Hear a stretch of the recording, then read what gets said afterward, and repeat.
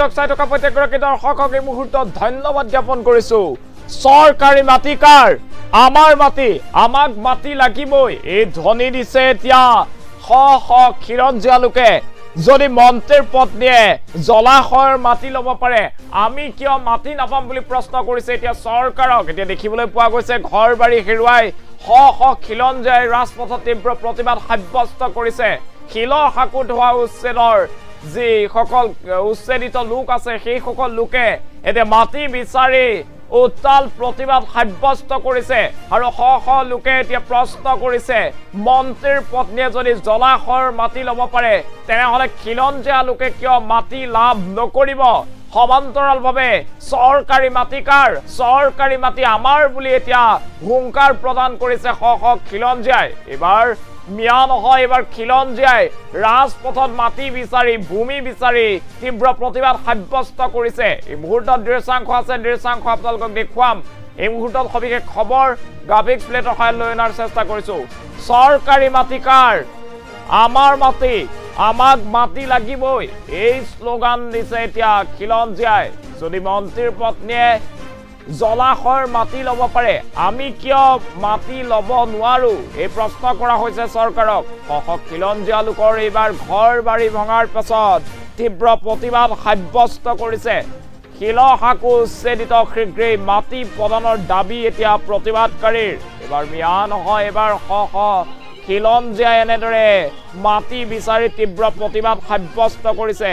এতিয়া শ শ খিলঞ্জীয়া ৰাজপথলৈ ওলাই আহি তীব্ৰ প্ৰতিবাদ সাব্যস্ত কৰা হৈছে আৰু প্ৰশ্ন কৰিছে চৰকাৰী মাটি কাৰ? মাটি আমাৰ মাটি, আমাক লাগিবই মাটি। যদি মন্ত্ৰীৰ পত্নীয়ে জলাশয়ৰ মাটি ল'ব পাৰে, আমি কিয় ল'ব নোৱাৰিম বুলি প্ৰশ্ন উত্থাপন কৰিছে এতিয়া এইসকল খিলঞ্জীয়া লোকে। এইবাৰ ৰাজ্যৰ প্ৰান্তে প্ৰান্তে মুছলমান আৰু মিয়াৰ ওপৰত অত্যাচাৰ কৰা বুলি চলি থকা চৰ্চাৰ মাজতে এইবাৰ মাটি বিচাৰি খিলঞ্জীয়া শ শ লোক ওলাই আহিছে ৰাজপথলৈ।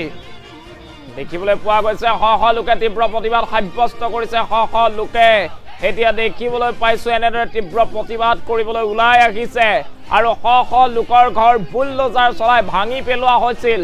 মহানগৰীৰ শিলসাকুত চলিছিল প্ৰশাসনৰ উচ্ছেদ অভিযান। প্ৰশাসনৰ উচ্ছেদ অভিযানত শ শ লোকৰ ঘৰ বাৰী ভাঙি পেলোৱা হৈছিল আৰু তাৰ পাছতে বৰ্তমানো বহু লোক গৃহহীন হৈ আছে। বহু লোকে বৰ্তমানো অন্য স্থানত ভাড়া ঘৰত দিন কটাব লগা হৈছে আৰু সেই সকল লোকে এতিয়া ৰাজপথলৈ ওলাই আহি তীব্ৰ প্ৰতিবাদ সাব্যস্ত কৰিছে। শ শ খিলঞ্জীয়াই এইবাৰ হুংকাৰ প্ৰদান কৰিছে চৰকাৰী মাটি কাৰ? মাটি আমাৰ মাটি, আমাক মাটি লাগিবই। যদি মন্ত্ৰীৰ পত্নীয়ে জলাশয়ৰ মাটি ল'ব পাৰে, আমি কিয় ল'ব নোৱাৰিম বুলি প্ৰশ্ন কৰিছে এতিয়া চৰকাৰক। এম্বিয়েন্সটো সৰুকৈ ৰাখিব কিদৰে শ্লোগান দিছে এই মুহূৰ্তত আপোনালোকে নিশ্চয় শুনিবলৈ পাইছে। এনেদৰে শ শ লোকে এতিয়া তীব্ৰ প্ৰতিবাদ সাব্যস্ত কৰিছে। শ শ লোক ওলাই আহিছে এতিয়া চৰকাৰৰ বিৰুদ্ধে প্ৰতিবাদ সাব্যস্ত কৰিবলৈ। মন্ত্ৰীৰ পত্নীয়ে বিঘাই বিঘাই মাটি দখলৰ প্ৰসংগ উল্লেখ কৰিছে আৰু কৈছে যে মন্ত্ৰীৰ পত্নীয়ে যদি মাটি দখল কৰিব পাৰে, আমি কিয় চৰকাৰী মাটিত ঘৰ বাৰী বনাব নোৱাৰিম? এই প্ৰশ্ন উত্থাপন কৰিছে এতিয়া শ শ খিলঞ্জীয়া লোকে। এইবাৰ মিয়াই নহয়, খিলঞ্জীয়া লোকে ৰাজপথত ওলাই আহি তীব্ৰ প্ৰতিবাদ সাব্যস্ত কৰিছে। শ শ খিলঞ্জীয়া লোকে এতিয়া তীব্ৰ প্ৰতিবাদ সাব্যস্ত কৰা দেখিবলৈ পোৱা গৈছে। এয়া চাওক, আমি দেখুৱাইছো শিলৰ সাকু এইসকল উচ্ছেদিত লোকে এতিয়া এনেদৰেই প্ৰতিবাদ সাব্যস্ত কৰিছে। এইসকল লোক এতিয়া ওলাই আহিছে ৰাজপথলৈ আৰু তীব্ৰ প্ৰতিবাদ সাব্যস্ত কৰিছে। কৈছে যে চৰকাৰী মাটি কাৰ? মাটি চৰকাৰী মাটি আমাৰ মাটি, আমাক মাটি লাগিবই। যে শিলসাকুৰ শ শ উচ্ছেদিত পৰিয়াল আছে, সেই শ শ খিলঞ্জীয়া উচ্ছেদিত পৰিয়ালক মাটি প্ৰদান কৰিবই লাগিব বুলি হুংকাৰ প্ৰদান কৰিছে শ শ লোকে।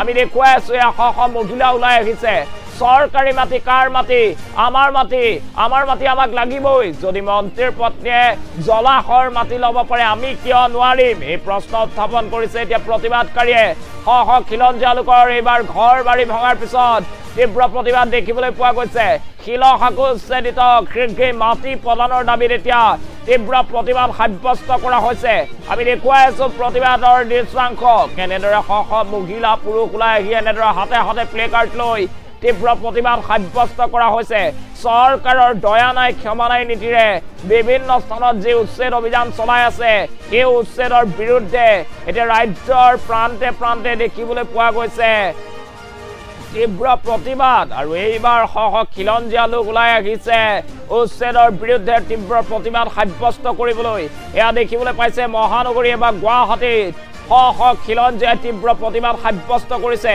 আৰু খিলঞ্জীয়াই প্ৰশ্ন কৰিছে এই মাটি কাৰ মাটি এই মাটি আমাৰ মাটি চৰকাৰী যিসমূহ ভূমি আছে সেই ভূমি ৰাইজৰ মাটি বুলি এতিয়া হুংকাৰ প্ৰদান কৰা হৈছে আৰু মন্ত্ৰীৰ পত্নীয়ে যদিহে এনেদৰে শ বিঘা ভূমি দখল কৰিব পাৰে তেনেহলে খিলঞ্জীয়া লোকে ভূমিহীন লোকে সেই চৰকাৰী মাটিত কিয় বাস কৰিব নোৱাৰে বুলি প্ৰশ্ন উত্থাপন কৰিছে এতিয়া এনেদৰে শ লোকে ভোটত সেই খবৰ জনোৱাৰ চেষ্টা কৰিছে এয়া দেখিবলৈ পাইছে কেনেদৰে শ খিলঞ্জীয়া লোক ওলাই আহিছে এইসকল শিলশাকুৰ উচ্ছেদিত পৰিয়াল আৰু উচ্ছেদিত পৰিয়ালক উপযুক্ত ক্ষতিপূৰণ চৰকাৰে বৰ্তমানলৈকো দিয়া নাই যাৰ বিৰুদ্ধে এতিয়া তীব্ৰ প্ৰতিবাদ কৰিবলৈ এনেদৰে ওলাই আহিছে শ লোকে তীব্ৰ প্ৰতিবাদ সাব্যস্ত কৰিছে কৈছে যে মন্ত্ৰীৰ পত্নীয়ে বিঘাই বিঘাই মাটি দখল কৰিব পাৰে জলাশয়ৰ মাটি দখল কৰিও মন্ত্ৰীৰ পত্নীয়ে বিশাল অট্টালিকা বনাব পাৰে তেনেহলে সাধাৰণ লোকে খিলঞ্জীয়া লোকে চৰকাৰী ভূমিত কিয় বাস কৰিব নোৱাৰে বুলি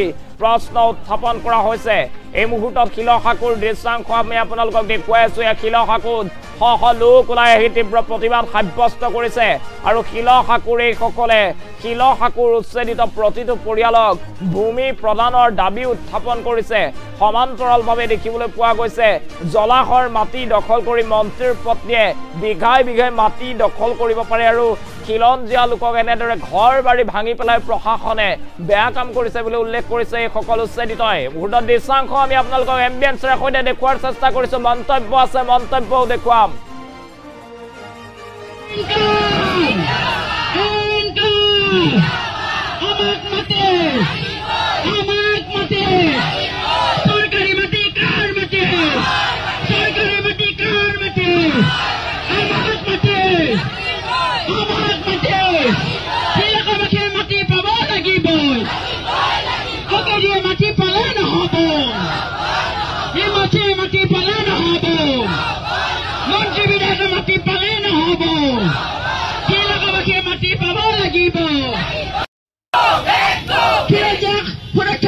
सरकार गोपे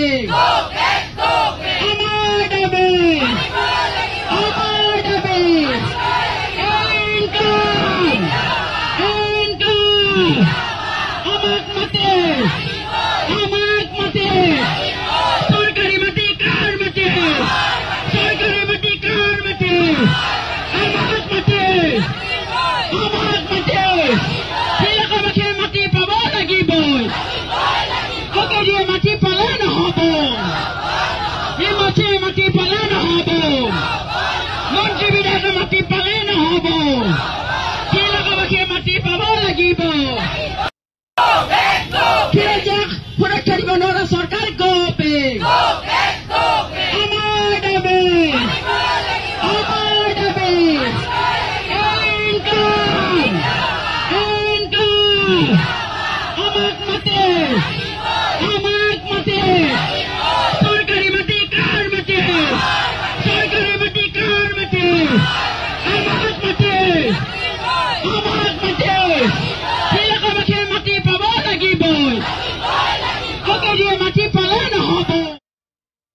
যেতিয়ালৈকে আমি মাটি নাপাওঁ, যেতিয়ালৈকে আমাৰ উচিত মূল্যত ক্ষতিপূৰণ সংস্থাপন আমি তেতিয়ালৈ নাপাওঁ, তেতিয়ালৈকে আমি যুঁজিয়ে থাকিম।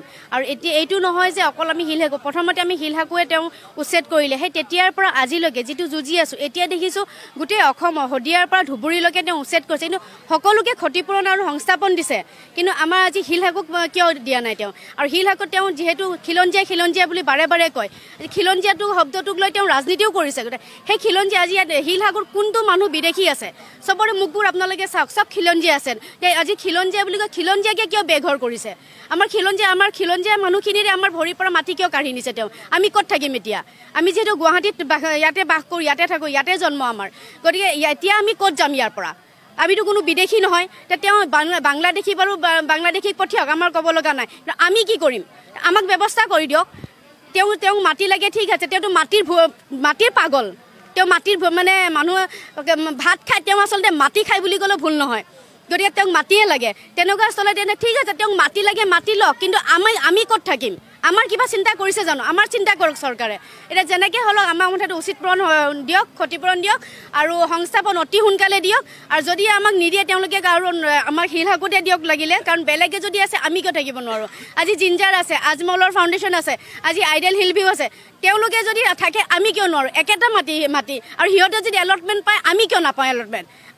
আমাৰ মানুহখিনিয়ে খালি মানে বেদখলি নেকি? যদি আমি বেদখলি না, তেওঁৰ পত্নীয়ে যে বিঘাই মাটি লৈছে, তেওঁলোক কি তেতিয়াহ'লে? যদি আমি বেদখলি হওঁ তেনে চবেই হ'ব লাগিব বেদখলি। তেওঁলোকে কেনেকৈ মাটি পায়? সেইখিনি অধিকাৰ তেওঁলোকে কেনেকুৱা? তেওঁতো এগৰাকী নাগৰিক, আমি যেনেকৈ নাগৰিক তেওঁ নাগৰিক। গতিকে তেওঁ যদি সেইখিনি অধিকাৰ পায়, আমি কিয় নাপাওঁ? তেওঁ বিঘাই পায়, শ বিঘা পায়, আমি এক কথা 5 লৈছা 10 লৈছা কিয় নাপাওঁ মাটি? আমি বৰ্তমান গণতান্ত্ৰিকভাৱে কৰি আছোঁ, আমি ভালকৈ কৰিছোঁ, তেওঁক আহ্বানো জনাইছোঁ, তেওঁক কথাও কৈছোঁ, আমাৰ দুখখিনিও আমি তেওঁক দেখাইছোঁ।